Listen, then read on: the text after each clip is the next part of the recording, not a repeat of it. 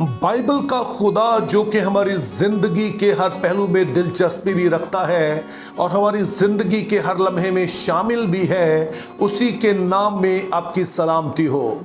मैं खुदा का शुक्रगुजार हूँ कि पिछले साल मुझे मौका मिला कि मैं ज़बूर की किताब को एक ऑनलाइन क्लास में पढ़ा सकूं, और इस क्लास में मेरी एक स्टूडेंट थी जिनका नाम डॉक्टर इब्तिसाम खोखर है।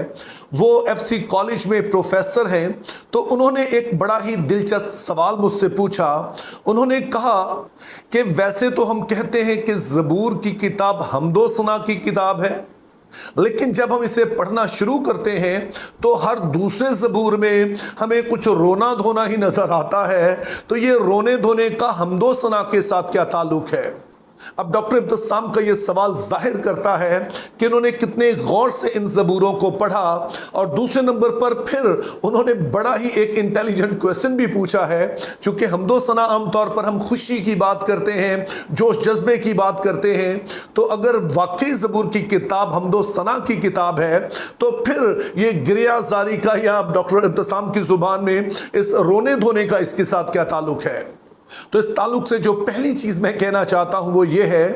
कि जो ज़बूर की किताब है ये सिर्फ हमदो सना की किताब नहीं है। दरअसल उलमाए बाइबल का कहना है कि ज़बूर की किताब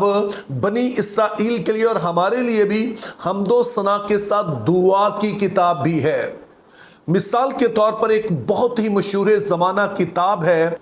how to read Bible for all its worth. उन्होंने ज़बूर की किताब को जो उन्वान दिया है वो ये है, इज़राइल्स प्रेयर्स एंड आवर्स, कि ये इसराइल के लिए और हमारे लिए दुआ की किताब है। और यही सबब है कि वो लोग जो कि दुआया खिदमत के साथ मुंसलिक हैं, वो जिनको खुदा ने ख़ास तौर पर शफायत का तोड़ा दिया और ऐसी मिनिस्ट्रीज जो कि इसी तोड़े के गिर्द घूमती हैं, वो अक्सर इस बात पर जोर देते हैं कि अगर आपने दुआ करना सीखना है तो फिर आप ज़बूर की किताब को पढ़ना शुरू करें। और फिर जब हम ये बात समझ आते हैं कि ज़बूर की किताब हमदो सना के साथ दुआ की किताब भी है, तो फिर हम ये भी नोट करते हैं कि जब ज़बूर नवीसों ने ये सारी बातें कही तो उन्होंने बड़ी ही दयानतदारी से जो कुछ उनके अंदर चल रहा था, जो कुछ उनके जज्बात थे, उन्होंने खुदा के सामने उनको उंडेला। मिसाल के तौर पर ज़बूर 73 और उसकी 12 और 13 आयत में कुछ यूं लिखा है, इन शरीरों को देखो ये सदा चैन से रहते हुए दौलत बढ़ाते हैं, यकीनन मैंने अबस अपने दिल को साफ और अपने हाथों को पाक किया। तो यहां पर ज़बूर नवीस का कहना है कि खुदावंद, जब मैंने तुझ पर भरोसा किया, तवक्कल किया, तेरे साथ चलना शुरू किया, तो मुझे लगता था कि मेरी जिंदगी बड़ी पुरसुकून गुजरेगी, लेकिन अभी जब मैं शरीरों को देखता हूं वो तो बड़े आराम से रह रहे हैं, और दूसरी तरफ मैं हूं जो हर तरह के बुरे हालात का शिकार हूं। तो मुझे तो लगता है कि मैंने इस जिंदगी का चुनाव करके कुछ गलती की है, क्योंकि मुझे बदकारी से दूर रह के अपने दिल को साफ करके हाथों को बुराई से रोककर वो कुछ भी नहीं मिला, ये सब मुझे बेफायदा मालूम होता है।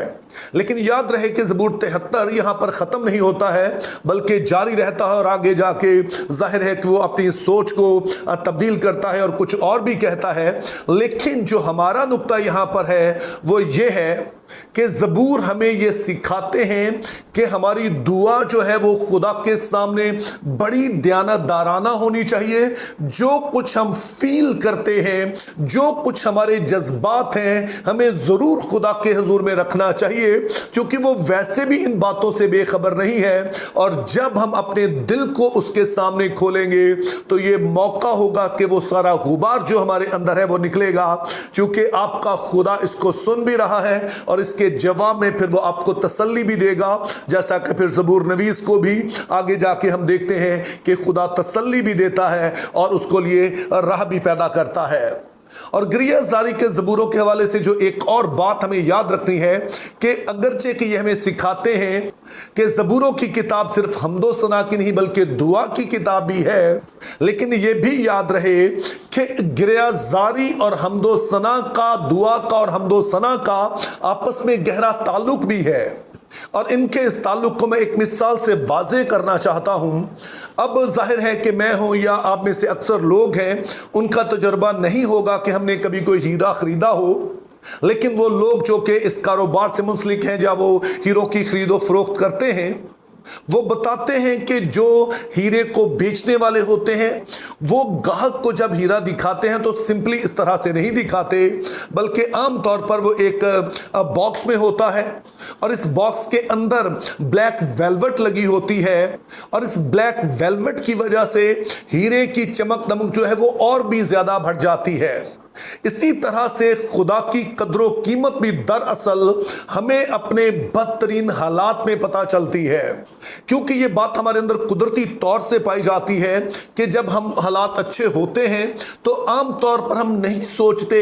زبان سے اگر ہم کہیں بھی کہ خدا یہ سب کچھ کر رہا ہے، لیکن کئی دفعہ ہم دل سے اس بات کو نہیں بیان کر رہے ہوتے ہیں۔ لیکن جب بدترین حالات میں ہوتے ہیں اور اس میں ہم خدا سے دعا کرتے ہیں، اس میں ہم خدا کا تجربہ کرتے ہیں، تو پھر کسی طرح کا شک و شبہ نہیں رہ جاتا ہے کہ جو کچھ بھی آج ہمارے پاس ہے وہ دراصل خدا کا ہی دیا ہوا ہے۔ اور یہ وہ وقت ہوتا ہے کہ جب